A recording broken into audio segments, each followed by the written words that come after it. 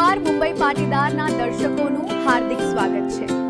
આશા છે કે આપ સૌ સ્વસ્થ હશો।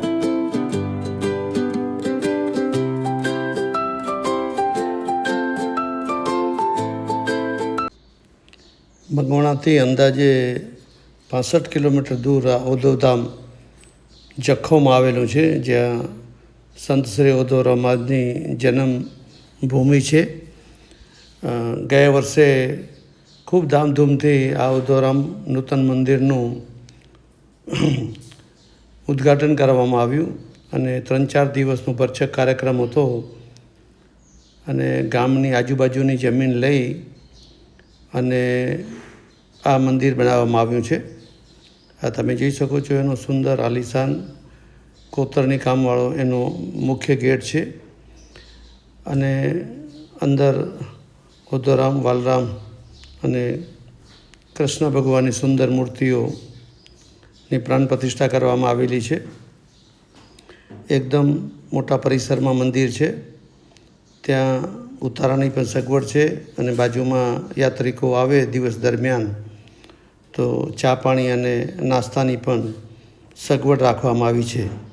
આ જ પ્રકારના ઉદ્ધવધામ ઘાટકોપરની અસલફામાં પણ છે, વાસીમાં છે અને બીજી અનેક જગ્યાએ ઉદ્ધવધામ તરીકે મંદિરોની નવા સ્થાપત્ય થતા જાય છે। સંત ઉદ્ધવરામ મહારાજ વિશે આપણા પાટીદાર જ્ઞાતિનાનું બહુ ઋણ છે। એનો ઇતિહાસ આપ સૌ જાણો છો અને હું પણ આ મંદિરમાં પહેલીવાર આવેલો અને દર્શન કરવા। જ્યાં જન્મભૂમિ હોય તેનું મહત્ત્વ હંમેશા વધતું હોય છે। એવા આપણા હરિહર સંપ્રદાયના બંને સંતો જે પાટીદાર જ્ઞાતિને વિધર્મીમાંથી છોડાવી અને પોતાના સ્વધર્મનો પરિચય કરાવેલો, એવા સંતોને કોટી કોટી નમન। તમે પણ આ મંદિરની મુલાકાત ન લીધી હોય તો અવશ્ય તમે લેજો, કેમ કે સંત ઉદ્ધવરામનું આપણી પાટીદાર જ્ઞાતિ ઉપર બહુ જ મોટું ઋણ છે। આવા સંતો હોય ત્યારે જ પરિવર્તન આવતું હોય છે। ધન્યવાદ અસ્તુ।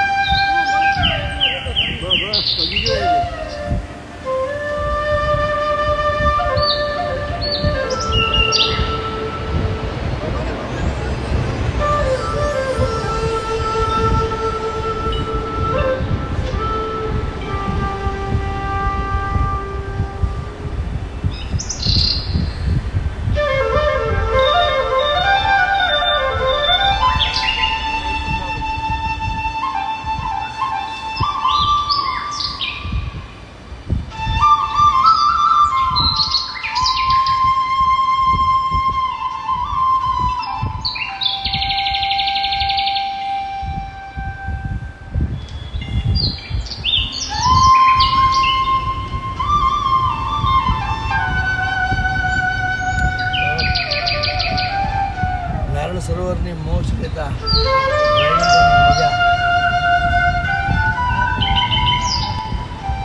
11:30 અહીંયા પાણી નહોતું, હવે પાણી આવી ગયું। આપણે 11:22નો ટાઈમિંગ હતો પહોંચવાનો।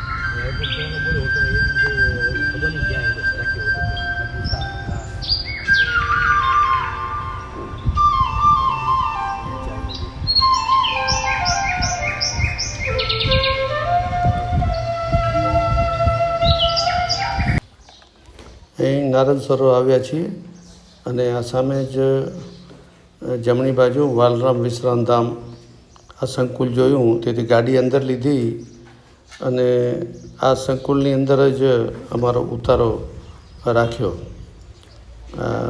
એનું મુખ્ય ગેટ છે અને આની સામે જ મંદિરને જે જૂનું સ્થાન હતું એ આની સામેની બાજુ જ છે. એટલે આ સંકુલ આપણે જોઈએ લગભગ ગ્રાઉન્ડ +1નું સ્ટ્રક્ચર છે અને 50થી વધુ રૂમ આવેલા છે. આ અહીંની ઓફિસ છે. ત્યાં જયેન્દ્રભાઈ જોશી કરીને બેસે છે જે બધી વ્યવસ્થા સંભાળે છે. આ બધા દાતાઓના તકતી લાગેલી છે.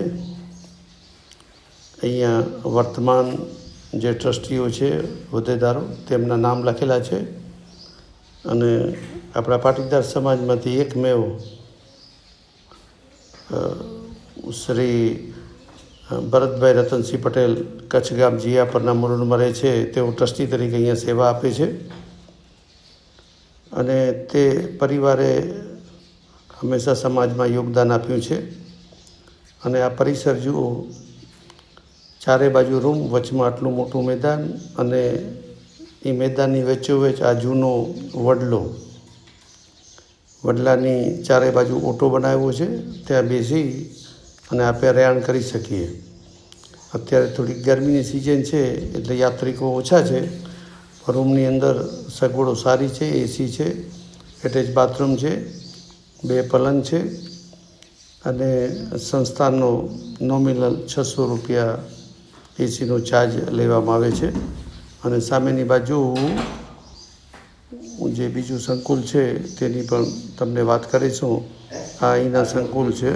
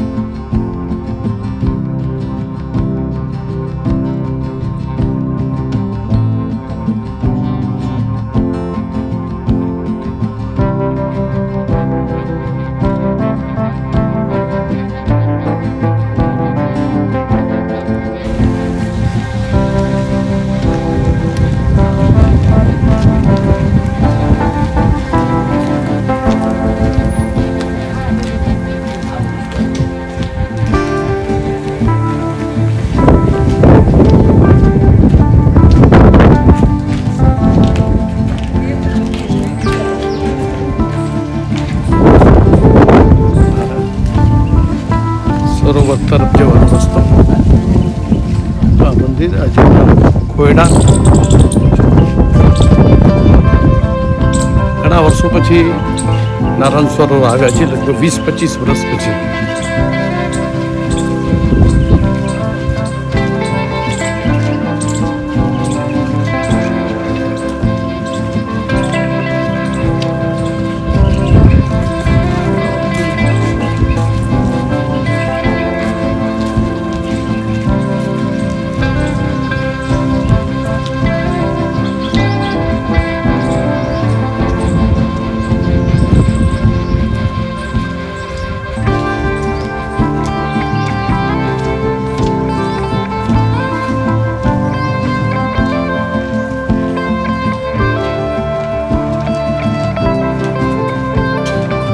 આ મુખ્ય મંદિર છે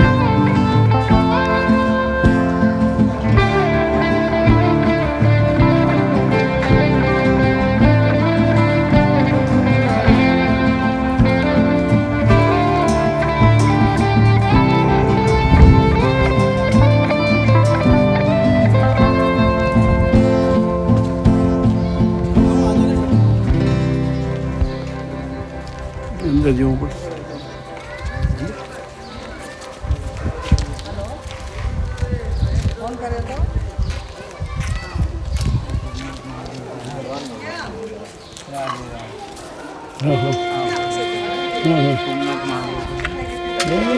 ज़्यादा मतलब अरे वो नहीं वो नहीं लगा सब.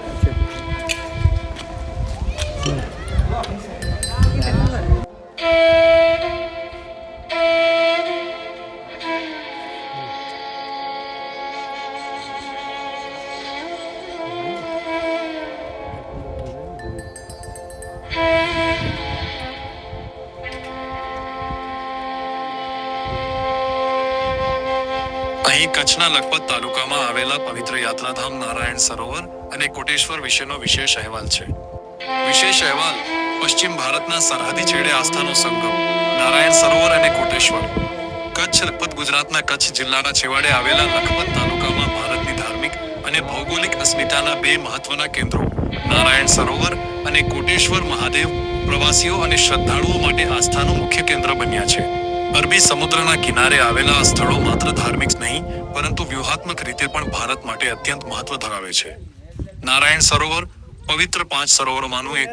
હિન્દુ ધર્મશાસ્ત્રો મુજબ ભારતના 5 સૌથી પવિત્ર સરોવરોમાં નારાયણ સરોવરની ગણના થાય છે. ધાર્મિક મહત્વ: શ્રીમદ ભાગવત મુજબ આ સરોવર ભગવાન વિષ્ણુના આશીર્વાદથી સર્જાયું છે. અહીં કાર્તિકી પૂનમના દિવસે મોટો મેળો ભરાય છે, જેમાં હજારો શ્રદ્ધાળુઓ પવિત્ર સ્નાન કરી ધન્યતા અનુભવે છે. સ્થાપત્ય: સરોવરના કિનારે શ્રી ત્રિકમરાઈજી, લક્ષ્મીનારાયણ અને ગોવર્ધનદાસજીના ભવ્ય મંદિરો આવેલા છે.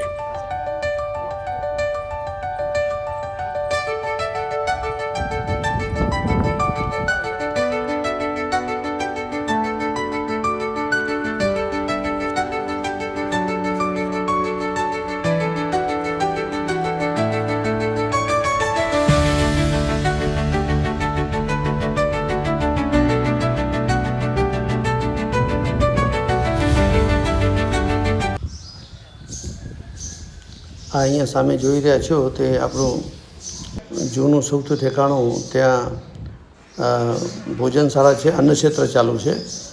અન્નક્ષેત્રનું આ પરિસર છે, એની અંદર પ્રસાદ લીધેલો. અને આ એની સામે જ એક આ મોટો રમા રતન કરીને એસી હોલ બનાવ્યો છે. અંદાજે 150 જણા ભાગવત કરી શકે તેવો આ હોલ છે. અને આ નારાયણ સરોવરનું ભાગવતમાં 5 સરોવર પૈકીનું ખૂબ મહત્ત્વ છે. કોઈને પર્સનલ ભાગવત કરાવ્યો તે માટે આ સંપૂર્ણ એસી હોલ શ્રી રતનસિંહ પૂંજા પરિવાર હસ્તે શ્રી ભરતભાઈ રતનસિંહ પોકાર કચ્છ ગામ જીયાપર તે પરિવારે આ સંસ્થાને બનાવીને દાન આપ્યું છે. અને આપ સૌ જાણો છો આ પરિવારે હંમેશા જીયાપરની અંદર પણ સતી અનસુયા જે પોકાર પરિવારનું છે ત્યાં પણ એને યોગદાન આપ્યું છે. દરેક જગ્યાએ પાટીદાર સમાજની પ્રવૃત્તિ થતી હોય એમાં મૂક સેવક તરીકે આર્થિક યોગદાન હંમેશા પરિવાર આપતા રહ્યા છે. આપ સૌ જાણો છો, ક્યારેક અહીંયા આવો અને આ યાત્રિક સ્થાનની અંદર હરિદ્વારમાં કથા આપે કરી તે પ્રમાણે અહીંયા કથા કરવી હોય તો કથાનું આયોજન અહીંયા થઈ શકે છે. અને તમારી સાથે આવેલા યાત્રિકોની અહીંયા ઉતારાની પણ વ્યવસ્થા થઈ શકે છે. આ જુઓ રતનસિંહ બાપા અને આ રમાબેન ના ફોટો. અને અહીંથી અમે પછી કોટેશ્વરની મુલાકાત લેવા આગળ વધ્યા. ધન્યવાદ અસ્તુ. પેલા ગેટ નહોતા, ગેટ બનાવ્યા હવે. તીર બેડ દીધા પાણીથી પહેલા મગર બેડ દે.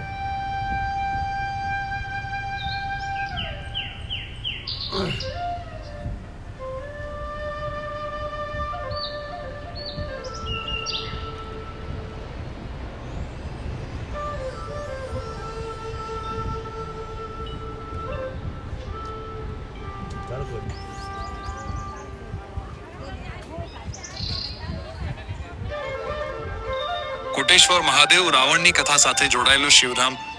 નારાયણ સરોવરથી માત્ર 2 કિલોમીટરના અંતરે દરિયા કિનારે ભગવાન કોટેશ્વર મહાદેવનું મંદિર આવેલું છે. એવું માનવામાં આવે છે કે જ્યારે રાવણ ભગવાન શિવ પાસેથી મેળવેલું શિવલિંગ લંકા લઈ જઈ રહ્યો હતો ત્યારે દેવોના છળને કારણે તેણે અહીં શિવલિંગ જમીન પર મૂક્યું હતું. રાવણ સાચું શિવલિંગ ઓળખી ન શકે તે માટે ત્યાં કરોડો સમાન શિવલિંગ પ્રગટ થયા, જે પરથી આ સ્થળનું નામ કોટેશ્વર પડ્યું. આ ભારતનું પશ્ચિમ દિશાનું અંતિમ બિંદુ ગણાય છે. અહીંથી સમુદ્રની પેલે પાર પાકિસ્તાનની સરહદ અને રાત્રિના સમયે કરાચીના પ્રકાશનો આભાસ થતો હોય છે. આ વિસ્તાર સીમા સુરક્ષા દળ BSFની કડક દેખરેખ હેઠળ છે. ક્રીક વિસ્તારની નજીક હોવાને કારણે અહીં સુરક્ષા વ્યવસ્થા ચુસ્ત રહે છે. ગુજરાત પ્રવાસન નિગમ દ્વારા અહીં યાત્રિકો માટે સુવિધાઓમાં વધારો કરવામાં આવ્યો છે, જેના કારણે હાલમાં અહીં પ્રવાસીઓનો ધસારો સતત વધી રહ્યો છે.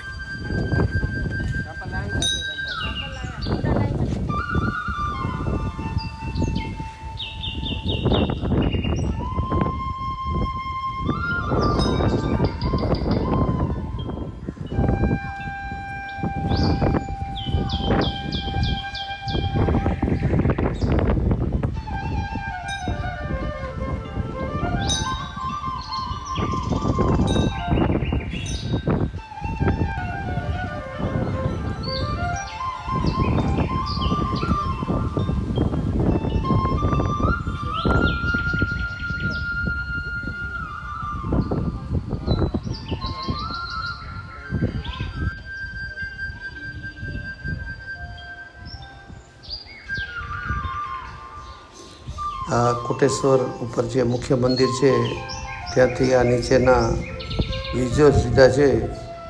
ચારે બાજુ દરિયો દેખાય છે અને અહીંથી આપ સૌ જાણો છો કે રાત્રિના પાકિસ્તાનની લાઇટનો પ્રકાશ પણ દેખાતો હોય છે. અને કોટેશ્વર અને નારાયણ સરોવરની વચ્ચે 2 કિલોમીટરનું અંતર છે. આ નવો કોરિડોર બનાવ્યો છે, તેના આ સ્થાપત્ય છે હજી કામ ચાલુ છે. આજુબાજુ થોડુંક કામકાજ હજી કરવાની જરૂર છે. યાત્રિકો માટે બેસવાની સગવડ બાગડા જેવી, તો સિનિયર સિટીઝન બેસી શકે અને આગળ દર્શન કરવા જઈએ ત્યાં પણ અલગ અલગ જગ્યાએ ગવર્મેન્ટ તરફથી વોશરૂમ હોવા જોઈએ, જેથી મંદિરની બાજુમાં જ છે, ત્યાં ઘડી ત્યાં જઈ ન શકાય, તો જ્યાં હોય ત્યાંથી તે વોશરૂમનો લાભ લઈ શકાય. આ કોટેશ્વરનું મુખ્ય મંદિર ખૂબ જ આકર્ષક છે. ખાસ કરીને એની અંદર જે નંદી પોઠીઓ કંઈક આપે, પિત્તળ કે પંચધાતુનો મોટો પોઠીઓ છે, જેને જોતાં જ આપને ભાવ ઉપજે એવું આ મોટું મંદિર છે, જૂનું. આ બાજુમાં એક નાનું મંદિર છે. અહીંયા મહાદેવના જ મંદિરો છે બધી જગ્યાએ, એટલે જ્યાં જઈએ ત્યાં આપણે મહાદેવના શિવલિંગ સ્વરૂપે આપણે દર્શન થાય અને અનાયાસે આપણા બંને હાથ નતમસ્તક મહાદેવના ચરણોમાં નમી પડે. દેવના દેવ મહાદેવ શંભુ ભોળા આ કોટેશ્વરનો જે ઇતિહાસ છે તે તમે આગળ સાંભળી શકશો.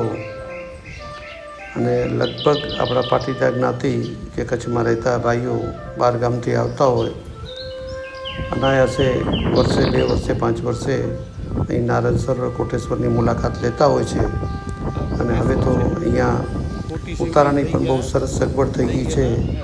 સ્વામિનારાયણ ભુજ નરનારાયણ મંદિરવાળાએ પણ ખૂબ જ એક સંકુલ બનાવ્યું છે યાત્રિકો માટે. તેનો પણ એક અલગથી વિડીયો બનાવ્યો છે, તે તમે જોઈ શકશો. અને ત્યાં આવવું હોય તો એની બધી માહિતી એની અંદર આપેલી છે. ધન્યવાદ અસ્તુ.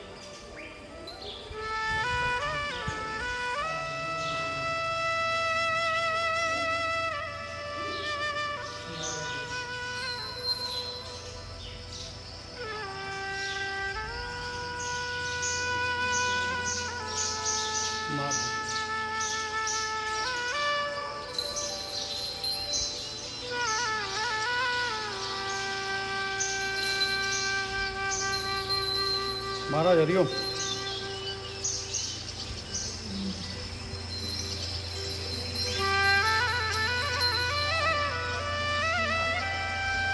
મંદિર વિશે 2 શબ્દ બોલશો? હા, બોલો. ઠીક છે. હા, મેં ઓલું રાખતો હજી બીજું ભગવાન.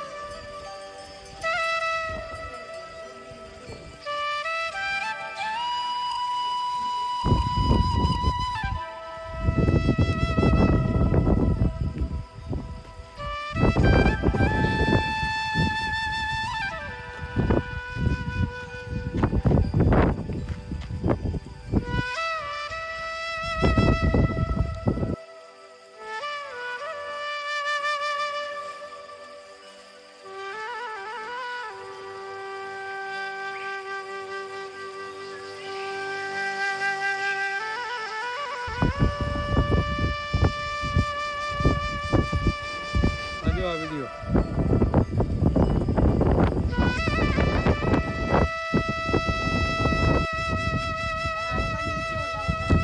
યાત્રિકો કે પ્રવાસીઓ કોઈ પણ જે દરિયા કિનારે જાય ત્યારે છેલ્લે એને ઈચ્છા એવી હોય કે સનસેટ જોઈને જઈએ. સવારથી જે સૂરજનો ઉદય થયો હોય જ્યારે સાંજના અસ્ત થવા આવે ત્યારે પોતાની લાલીમાં સમગ્ર વિસ્તારમાં પ્રસરાવી દે અને ત્યાં સમુદ્ર હોય અને આ એકદમ વેસ્ટર્નનું છેવાડાનું આ પોઈન્ટ છે. ત્યાં જ્યારે સમુદ્રની અંદર સૂર્ય અસ્ત થતો હોય એ નજારો જોવાની ખૂબ જ મજા પડે. અમુક દ્રશ્યો અમે કેમેરામાં ઝડપ્યા છે, ત્યાં જોઈ શકશો. ફરી મળીશું આવતા એક નવા વિડીયોની અંદર. ધન્યવાદ અસ્તુ.